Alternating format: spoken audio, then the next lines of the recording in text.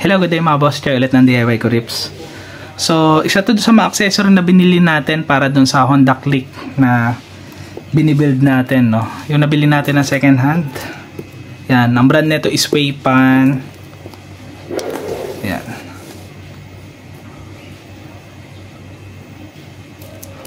Hindi ko naman maintindihan in-check eh. Yan.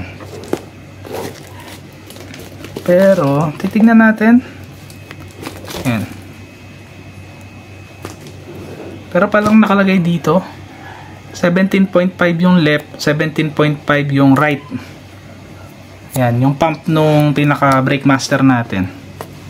So dun sa NMAX ko, no, Waypan din yung brand nun.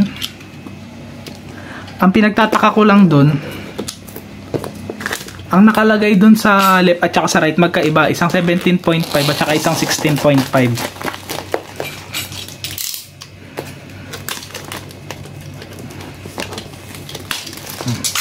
Ito tingnan natin kung parehas na 17.5 o baka kaparehas din nung nakakabit do sa NMAX ko na 16.5 at saka 17.5. Maganda yung packaging niya, no?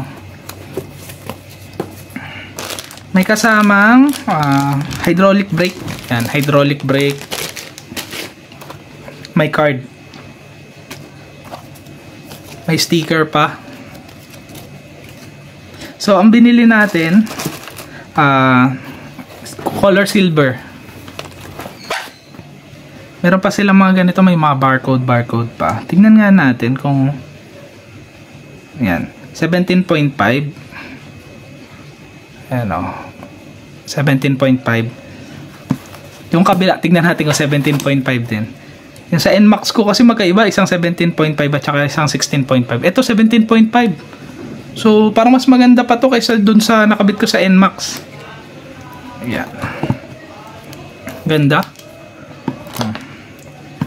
Pero kung i-compare nyo to dun sa ano, no, sa RCB, sa Solfili, yan, medyo malalayo yung pricing nito. Ito less than 2K lang to. Ayan. Tapos ganito na siya kaganda. CNC cut na rin yan. Yan o. Tapos complete pa kasi meron pang kasamang hydraulic brake and hydraulic switch. Tapos yung tangke niya CNC cut na rin yung takip. Oh, kahit na hindi na kayo magpalit kaagad.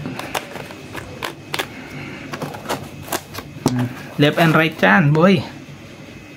Yan. CNC cut. Yung bracket niya makapal din. May clip. Pero itong clip na to, no, yan, yung hose clip, kinakalawang to. Yung sa akin kasi kinalawang eh. Pati ito, kinakalawang yan. Sige, balik lang muna natin. Yung hose. Yan. Hindi ko alam kung meron pa ako available na transparent na hose. Pero kung meron pa, ay na lang gagamitin ko. Hindi ito.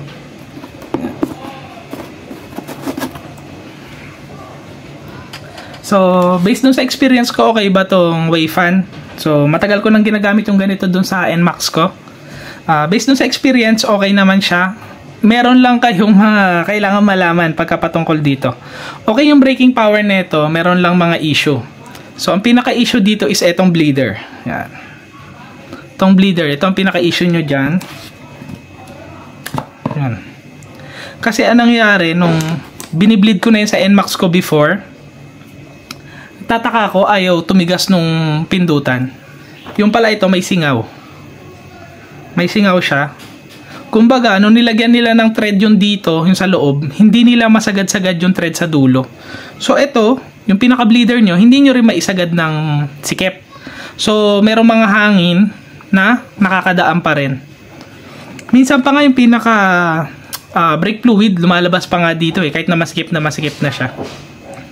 Yan. So, ang gagawin nyo dyan, need yung palitan yung bleeder bolt nyo ng normal na bolt na 10mm. Tapos lagyan nyo na lang ng washer. So, ang gagawin nyo, palitan nyo to. mag-bleed muna kayo, no, bago nyo siya palitan nung naka-close na bolt. So, tatry ko maghanap dito kung meron pa akong available. Eto na, nakakita na ako ng bolt. Ganito yung pinalit ko. Ayan. So, kung mapapansin nyo, ito yung dati kong bleeder doon sa waypan ko. Ayan. So, explain ko sa inyo, no, kung ano yung negative dito.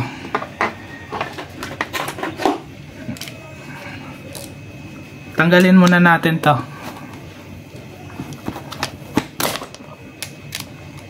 Ayan. Ayan.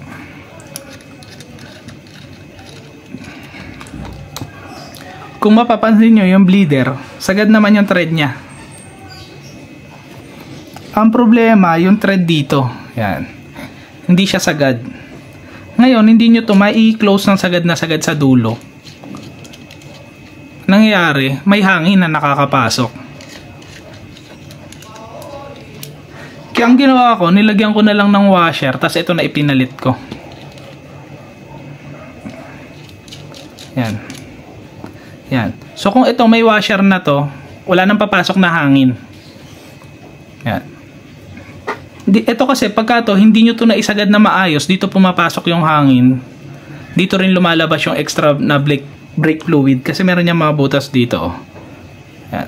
Dito pumapasok yung hangin, lumalabas yung brake fluid dito rin. Yan. Kaya ganito na yung ginamit ko. Kailangan lang may washer to para masikip.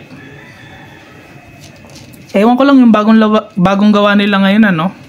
Kung ito ba is nasagad na yung thread. Kasi yung before hindi talaga masagad yung thread eh. So ibabalik ko na lang muna to. Sa bleeding time natin malalaman kung okay na yung thread nila o hindi. Pero just in case, nakahanap na ako ng ilalagay ko na bolt. Ayan. So baka meron magtanong sa inyo, Honda Click yung pagkakabitan, bakit dual tank? Kasi sa Honda Click dapat isang nakatank, isang naka cable, yung pinaka brake. Kasi drum brake yung likod nun eh.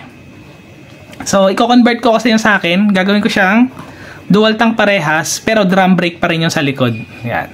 So, abangan nyo yung video natin, no, kung paano gagawin yun. So, mas maganda kasi kung dual tank siya, mas maporma. Kaso nga lang, okay rin sana yung magpapa-disconversion kayo sa likod. Kaso nga lang, mahal yun. Maabot hata ng mga 10K hata yun kung doon nagkakamali. Eh, wala naman tayo dun sa ganon. Eh, dito kasi sa gagawin ko, yung gagawin ko lang na hydraulic yung pinaka drum brake sa likod, mas mura yon. Bibili lang kayo ng hydraulic clutch ata yung tawag doon. Nag-order na ako, hindi pa lang dumadating. Papakita ko sa inyo pagka dumating na. Ayun lang yung ilalagay natin doon sa likod. Tapos bibili lang kayo ng additional na brake hose. Yan. Kasi hindi na tayo gagamit ng cable. Hose na rin yung gagamitin kasi parehas na silang via brake fluid. Yan. So, ito na lang muna, no, unboxing lang, no, ikakabit natin doon sa Honda Click natin na binili. Ito yung binili natin na Brake Master, dual tank yan. So, abangan nyo yung mga build natin sa mga darating na araw. Ingat kayong lahat, ride safe. God bless.